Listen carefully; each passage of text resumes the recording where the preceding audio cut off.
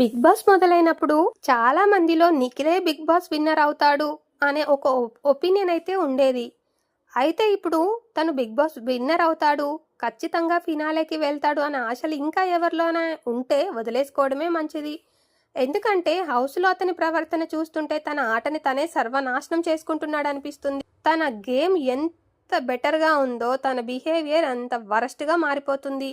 ప్రతి టాస్కులో మిగతా అందరి కంటెస్టెంట్ల కంటే సూపర్గా ఆడతాడు నిఖిల్. కానీ సోనియా మాయ నుండి బయటపడితే కానీ అతను ఆటలో ముందుకు వెళ్ళే పరిస్థితి లేదు. అతను ఆ మాయ నుండి బయటపడడం కాదు కదా, ఇంకా లోపలికి మునిగిపోతున్నాడు. ఇప్పుడు 4వ వారంలోనూ నిఖిల్ని వెంటాడుతోంది సోనియా. ఆల్రెడీ ఎన్నో రకాలుగా హౌస్ మేట్స్ అటు నాగార్జున చురకలేసినా సరే నిఖిల్ అయితే మారడమే లేదు. బిగ్ బాస్ హౌస్కి కొత్త చీఫ్గా కిరాక్ సీత ఎంపికైంది.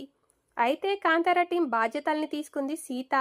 అయితే టీం ఎంపికలో సీత మార్క్ చూపించింది. హౌస్లో ఒక సోనియా పృథ్వీ తప్పితే మిగిలిన వాళ్ళంతా సీత టీంలోకి వెళ్ళడానికి ఆసక్తి చూపించారు. అయితే బిగ్ బాస్ ఎక్కడో మెలిక పెడతాడు కదా. తాజా ప్రోమోలో సీత చీఫ్ కావడంతో ఇంటి సభ్యులకు తన క్లాన్ని ఎంచుకునే అవకాశం కల్పించారు. దీంతో ఇంటి సభ్యులంతా కాంతారా టీంకి జై కొట్టారు. నిఖిల్ టీంలో సోనియా ఉంటుంది కాబట్టి హౌస్ మొత్తం ఆ టీంలోకి వెళ్ళడానికి తెగ భయపడిపోయారు. నిఖిల్ టీంలోకి వెళ్ళినా అక్కడ గుర్తింపు ఉండదు అంటూ ముందే చురక వేసింది విష్ణుప్రియ. అనంతరం సీత టీంలో జాయిన్ అయ్యింది. ఇక నిఖిల్ పతనాన్ని శాసిస్తున్న సోనియా నేను అతని టీంలోనే ఉంటానని అన్నది. అయితే ఈసారి మాత్రం నా సూచనలు నా సలహాలు అతనికి అవసరమని చెప్పకుండా నిఖిల్ లీడర్షిప్ క్వాలిటీస్ గురించి మాట్లాడింది. తన లీడర్షిప్ని కూడా తన స్వార్థం కోసం వాడుకునే సోనియా లీడర్షిప్ క్వాలిటీస్ గురించి మాట్లాడడం అయితే కామెడీగానే అనిపించింది. నేను నిఖిల్ టీంలోనే ఉంటాను అని సోనియా అన్నప్పుడు యష్మి ఎక్స్ప్రెషన్స్ మామూలుగా లేవు. ఇది ఊహించిందే కదా, నువ్వు నిఖిల్ని ఎలా వదిలిపెడతావులే అన్నట్టుగా నవ్వింది.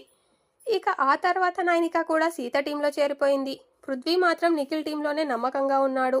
సీత రియల్గా ఉంటుంది బిగ్ బాస్ అని చెప్పి జలకిచ్చి సీత టీంలో చేరాడు నబిల్. నేను ఇక్కడికి వచ్చింది బాండింగ్ కోసం కాదు అంటూ సోనియాతో సహా ఆమె బాడీ గార్డ్స్కి చురక వేసింది.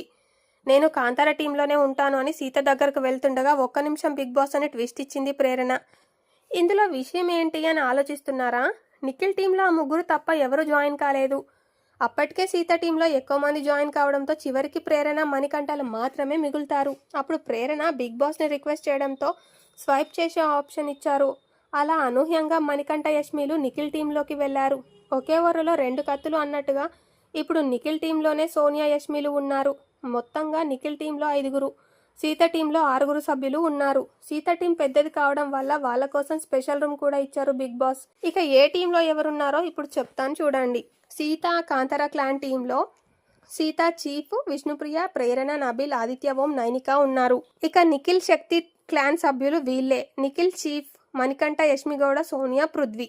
ఇలా చీఫ్ క్లాన్ కి సంబంధించిన ఎంపికనైతే జరిగింది. ఫ్రెండ్స్, ఇక్కడే మనకు అర్థమైపోతుంది కదా నిఖిల్ టీంలో ఎవరు కూడా వెళ్ళడానికి ఇంట్రెస్ట్ చూపించట్లేదు అంటే కారణం సోనియా మాత్రమే.